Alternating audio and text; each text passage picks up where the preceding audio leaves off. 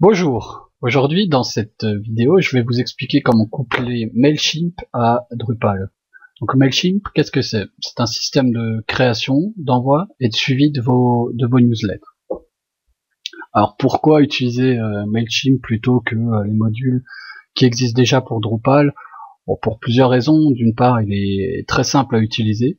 Pour ces templates de newsletters préfabriqués, comme on peut le voir sur l'image là, c'est très facile de réaliser ces newsletters, de mettre en place des photos, des textes, sans aucune connaissance en programmation.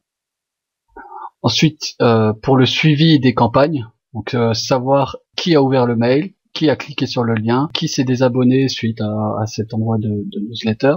Pour l'optimisation cross-platform, c'est-à-dire les webmails, les téléphones, les PC et tout ce qui s'ensuit. Pour ne pas subir les limitations de votre hébergeur web, qui en général ne vous laisse pas envoyer 200, 300, 400 mails rapidement. Et pour ne pas finir aussi dans la partie spam de vos utilisateurs. Donc Mailchimp est un produit gratuit sous certaines conditions. Donc les conditions sont 2000 inscrits à votre newsletter et 12 000 emails envoyés par mois. Voilà, c'est parti. Donc la première chose à faire, ça va être de créer un compte sur Mailchimp. Mailchimp.com. On entre une adresse email. Create account.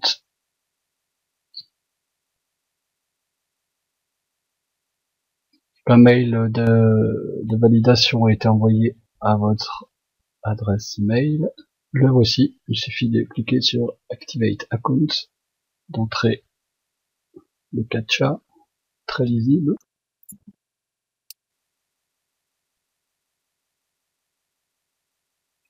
On se connecte. Nous sommes sur la page pour configurer notre première newsletter. Alors, il nous faut des noms, notre compagnie. Donc tout ça, c'est des champs que vous allez remplir qui vont permettre de configurer certains champs en automatique dans votre newsletter. Entrez votre adresse.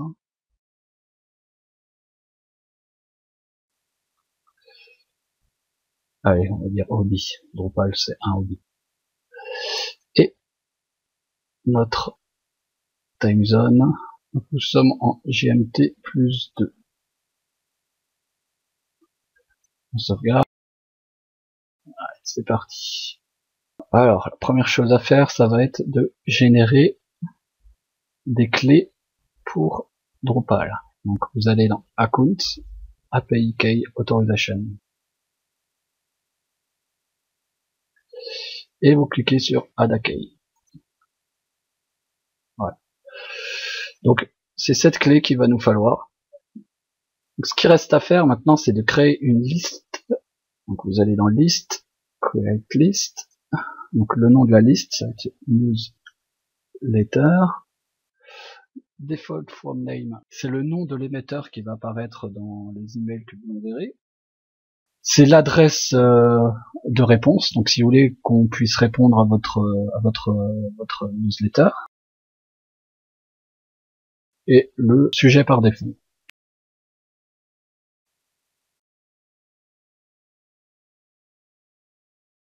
Donc là, on voit les champs qui sont pré-remplis suite aux informations qu'on a rentrées au début.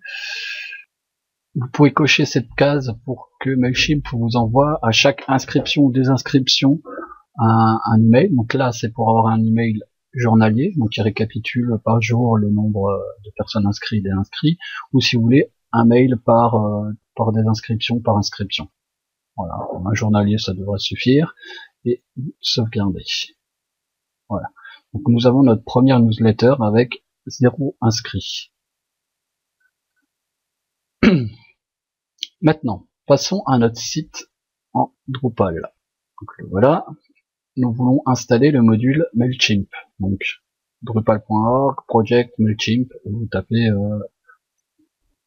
en Google Drupal Mailchimp et vous l'avez en premier. Voilà. Donc vous arrivez sur cette page. où on vous explique comment fonctionne Mailchimp, ce que vous pouvez faire, et ce qui est important, une note importante, donc depuis la version 7.2.8 de Mailchimp, il faut télécharger une API et il faut être sûr d'avoir le module librairie en version 2.0. Donc, on va déjà télécharger ce prérequis. Donc on ouvre dans un nouvel onglet. On copie l'adresse 7.2. On installe dans Drupal. Installer. Voilà. On retourne dessus. On installe le module Mailchimp maintenant. Donc installe another module. Installer. Avant d'activer les modules Mailchimp, il faut s'assurer d'avoir rempli tous les prérequis. Donc il y en a un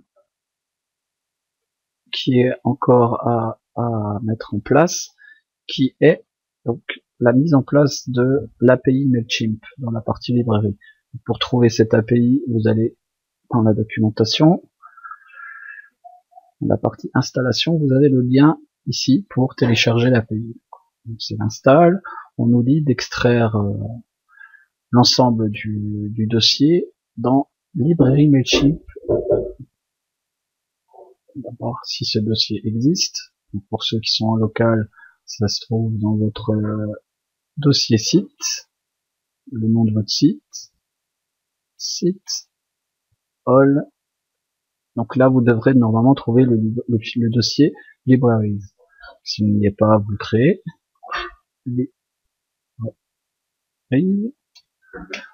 Et le dossier Mailchimp.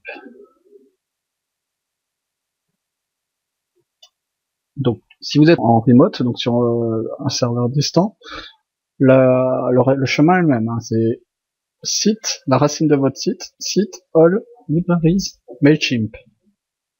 Vous ouvrez votre archive.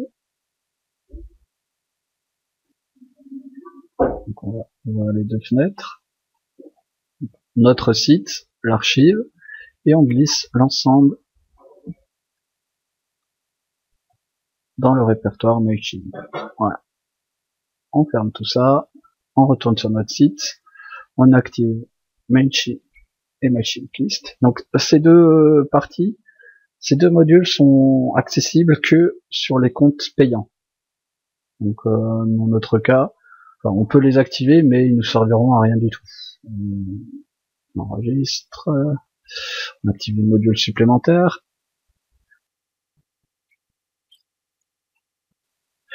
On peut maintenant configurer Mailchimp.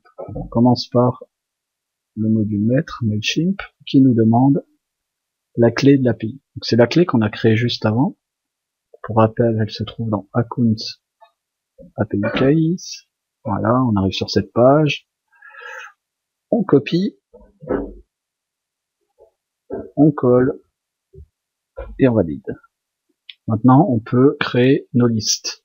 Donc, dans l'onglet List and User, on ajoute une liste. On va l'appeler comme sur le site Mailchimp, Newsletter. Dans le list setting, vous allez pouvoir choisir quel type de formulaire vous voulez, si c'est un requis, facultatif, freeform. Donc pour une meilleure intégration, nous devons utiliser freeform. Alors, ces deux paramètres donc requièrent un double opt-in. Donc ça veut dire que quand une personne va s'inscrire sur notre newsletter, un mail de confirmation va lui être envoyé. Donc je vous conseille de mettre en place cette option. Ça vous évitera d'avoir des adresses email qui n'existent pas dans votre newsletter, donc avoir une grosse quantité d'inscrits mais avec des adresses qui n'existent pas. Donc ça vous fera d'une part perdre un nombre d'inscrits sur Mailchimp et vous aurez un gros taux de rebut lors de vos envois. Donc là, les gens qui sont intéressés par votre site seront obligés de valider leur adresse email. Voilà. Vous pouvez dire qui a le droit de s'inscrire. Donc si vous voulez que n'importe qui puisse s'inscrire, cochez utilisateur anonyme. Dans ce champ, nous allons pouvoir récupérer la liste sur Mailchimp. Donc la liste qu'on a créée avant, qui s'appelait aussi newsletter. Donc on enregistre. Et là, on peut rentrer une concordance entre les utilisateurs du site Drupal et les champs qui se trouvent sur Mailchimp. Donc de base, il y a le champ first name sur Mailchimp et le champ last name, first name. Donc là, vous avez toute la liste des champs utilisateurs de Drupal. Donc, nous avons que le nom, ça nous suffit amplement. Voilà. Le prénom. Ces deux champs ne concernent que les utilisateurs inscrits sur votre site, pas les utilisateurs anonymes qui vont s'inscrire à votre newsletter. Donc on enregistre. Voilà, nous pouvons maintenant aller dans la partie des blocs, donc structure, bloc.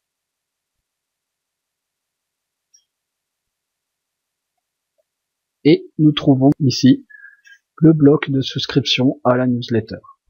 On va mettre dans la seconde barre, on enregistre. Au niveau des paramètres du bloc, il n'y a pas grand chose, le titre, donc on va juste l'appeler newsletter. On enregistre. On va sur la page d'accueil.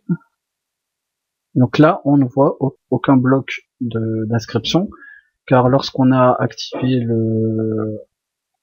le module, lorsqu'on a configuré le module, on lui a dit que seuls les utilisateurs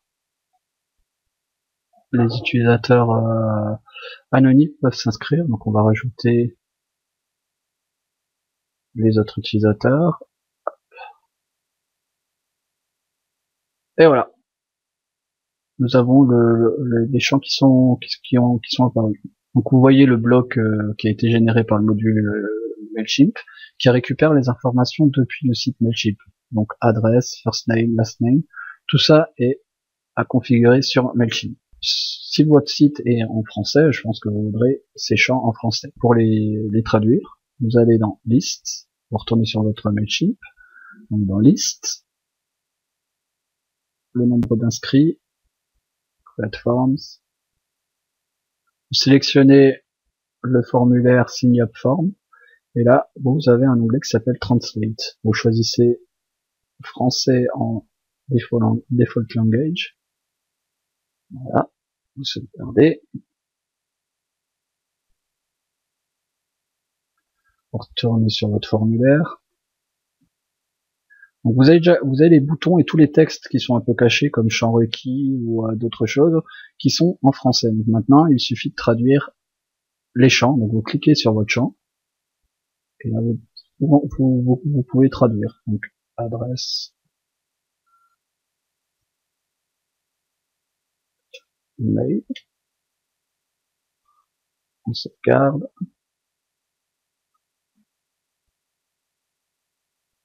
prénom,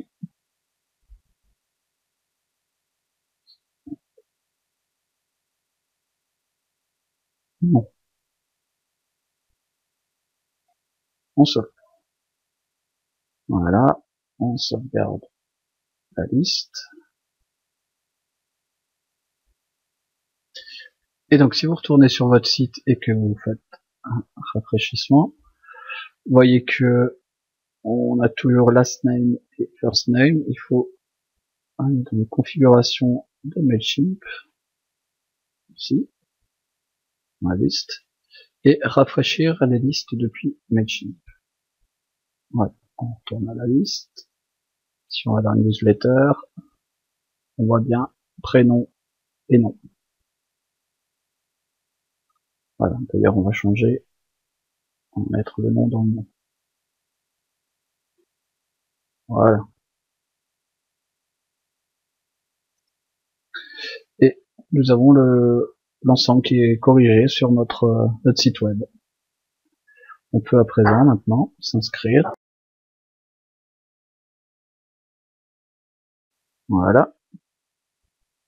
Voilà le mail de validation. on clique pour valider. Le message pour nous remercier. Et lorsqu'on retourne en notre page Mailchimp, si vous retournez sur le site Mailchimp, donc vous allez pouvoir voir que vous avez une personne inscrite. Bon, il faut un peu de temps pour que les hors chiffres se rafraîchissent et vous pourrez voir des informations sur la personne. Vous savez maintenant comment coupler Mailchimp à Drupal. Il ne vous reste plus qu'à créer de belles newsletters pour faire connaître votre site.